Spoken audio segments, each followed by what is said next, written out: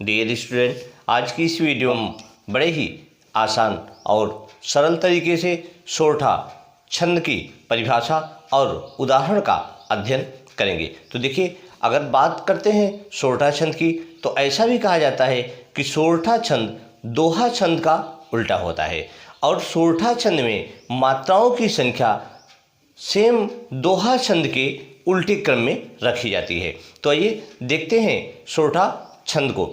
इससे पहले आप हमारे चैनल को सब्सक्राइब और लाइक तथा बेल आइकन की बटन को ओके करना ना भूलें, जिससे कि हमारी सभी वीडियो आपको आसानी से प्राप्त होती रहे। तो अध्ययन प्रारंभ करते हैं सोरठा छंद का।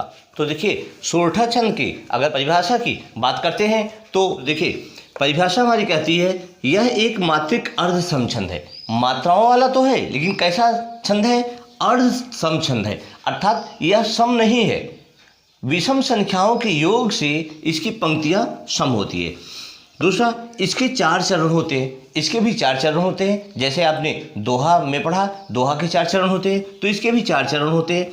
पहले और तीसरे चरण में 11-11 मात्राएं, ये आपको ध्यान रखना है। इसके पहले और तीसरे चरण में 11-11 मात्राएं होती है और दूसरे और चौथे चरण में 13-13 मात्राएं होती है। इस प्रकार से पहले और तीसरे चरण की 11-11 मात्राएं और दूसरे और चौथे चरण में 13-13 मात्राएं, ये मिलकर अर्ध सम से क्या बना देती है? सम छंद बना देती है, सम के रूप में हो जाता है। आइए उदाहरणों के द्वारा इसे समझने की कोशिश करते हैं। आपका उदाहरण है, जो सुमिरत सिद्धि होय गणनायक करिवर वदन, करहु अनुग्रह सोय बुद्धि राशि शुभ गुण सदन। यहाँ अगर आप ध्यान देंगे तो यहाँ अल्प विराम लगा है। तो इस प्रकार से ये जो यहाँ से यहाँ अल्प विराम तक आपको दिख रहा है, यह पहला चरण होगा और ये दूसरा चरण है। यहाँ अल्प विराम लगा है, तो इसके पहले का ये तीसरा चरण होगा और ये चौथा चरण होगा। आइए अब मात्राओं की गणना करते हैं। तो आप जानते हैं अ, छोटी और छोटा ऊ, इनके लिए एक मात्राओं की गणना की जाती है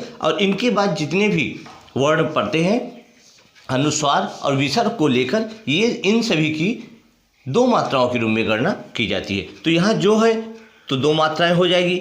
2 मात्राओं के लिए संकेत चिन्ह होता है, यस का होता है। यहाँ कोई मात्रा नहीं है, छोटा ओ की मात्रा है, तो 1 होगा। आई का प्रयोग हुआ तो 1 माना जाएगा। यहाँ भी 1 हो गया, यहाँ भी 1 हो गया, यहाँ भी 1, यहाँ भी 1 होगा, यहाँ भी होगा। यहाँ ओ की मात्रा है तो यहाँ 2 का प्रयोग होगा और यहाँ 1 होगा। तो हमारा परिभाषा कहती है पहले और तीसरे चरण में 11-11 मात्राएं होती है। तो ये पहला चरण है। पहले चरण में देखिए 2, 1, 3, 4, 5, 6, 7, 8, 2, 10, 1, 11। अब यहाँ पे पहले और तीसरे चरण में 11 मात्राएं होती। तो पहले चरण में कितनी मात्राएं हो गई? 11 मात्राएं हो गई। क्लियर है? अब तीसरे चरण में देखते हैं 1, 2, 2, 4, 5, 6, 7, 8, 2, 10, 1, 11। तीसरे चरण में भी 11 मात्राएं हो गई। ये हमारी परिभाषा कहती है। अब इसके बाद दूसरे और चौथे चरण में 13-13 मात्राएं होती हैं। तो दूसरे चरण की गणना करिए। 1, 2, 2, 4, 5, 6, 7, 8, 9, 10, 11, 12, 13। दूसरे चरण में कितनी मात्राएं हो रही हैं? टोटल मात्राओं की संख्या कितनी हो रही है? 13 मात्राएं हो रही हैं। ये आपको ध्यान रखना है। और चौथे चरण की भी गणना कर लीजिए। तो चौथे चरण में हमारे वहाँ भी 13 मात्राएं होती है। तो एक यहाँ देखिए 2, एक अर्ध मात्रा है, एक पूर्ण मात्रा है, तो यहाँ 2 हो जाएगा। 1, 2, 1, 3, 2, 5, 1, 6, 1, 7, 1, 8, 1, 9, 10, 11, 12, 13। यहाँ भी 13 मात्राएं हो रही हैं। तो इस प्रकार से आप आसानी से समझ सकते हैं कि पहले और तीसरे चरण में 11-11 मात्राएं तथा दूसरे और चौथे चरण में 13-13 मात्राएं होती हैं। इसे समझ सकते हैं। अब बात एक और भी आती है, आप ट्रिक जानिए। हमारी ट्रिक कहती है कि सोरठा जो होता है वो दोहा का उल्टा होता है। दोहा उल्टा सोरठा। तो अब इसको हम यह ध्यान देते हैं कि यह दोहा का उल्टा होता है तो किस प्रकार होता है। आप उदाहरण को ध्यान दीजिए।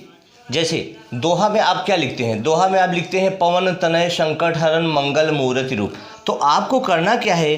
पवन तनय संकट हरण जो लिखते हैं उसको बाद में कर देंगे, मंगल मूर्त रूप को पहले कर देंगे। इस प्रकार से लिखेंगे। तो देखिए, मैंने इस उदाहरण को सोरठा के क्रम में कर दिया है, जबकि आप दोहा में लिखते हैं कि पवन तनय संकट हरै मंगल मूर्ति रूप, राम लखन सीता सहित हृदय बसों शुरभूप। इस प्रकार से आप दोहे के क्रम में लिखते हैं। और सेम इसको अगर उल्टा कर देते हैं, दोहा का उल्टा कर देते हैं, तो हमारी ट्रिक कहती है कि हमारा क्या हो जाएगा? सोरठा हो जाएगा। तो मैंने पहली को दूसरे में रख दिया, दूसरी पंक्तियों को पहले में कर दिया, तीसरी को चौथे में कर दिया, चौथे को तीसरे में कर दिया, तो ये हमारा सोरठा हो गया। अगर आप चाहें तो इसकी मात्राओं की गणना इस प्रकार से कर सकते हैं। जैसे यहाँ देखिए मंगल अनुस्वार लगा है तो इसके लिए 2 अंक हो जाएगा, यहाँ 1 होगा, 1 हो जाएगा, ठीक है। 2 1 3 1 4 हो गया। यहाँ बड़ा ऊ लगा है, 4 2 6 हो गया, 1 7 हो गया, 1 8 हो गया, 2 यहाँ बड़ा ऊ लगा है र में तो यहाँ 2 हो गया, 8 2 10 हो गया, 10 1 11 हो गया। तो आपका पहले चरण में कितनी मात्राएं होती? 11, तो यहाँ भी 11 हो रहा है, ठीक है।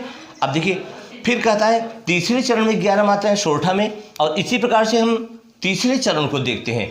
तो सोरठा में पहले और तीसरे चरण में 11 मात्राएं होती हैं। तो यहाँ आप देख लीजिए, यहाँ कोई मात्रा नहीं लगी है तो 1 2 3 4 5, यहाँ छोटा ऊ लगा है 6, छोटा ऊ है 7 8, बड़ा ऊ लगा है 8 2 10 और 1 11, तो यहाँ भी 11 हो रहा है, ठीक है। तो पहले और तीसरे चरण में कितनी मात्राएं हो रही हैं? 11 मात्राएं हो रही। अब दूसरे और चौथे क्रम में देखिए तो पवन 1 2 3 4 5 6 2 8 1 9 1 10 1 11 और आई की मात्रा लगी है तो 2 हो जाएगा 13। तो यहाँ क्या हो जाएगा? यहाँ हो गया आपका 13 अंक हो गया, 13 मात्राएं हो गई, ठीक है।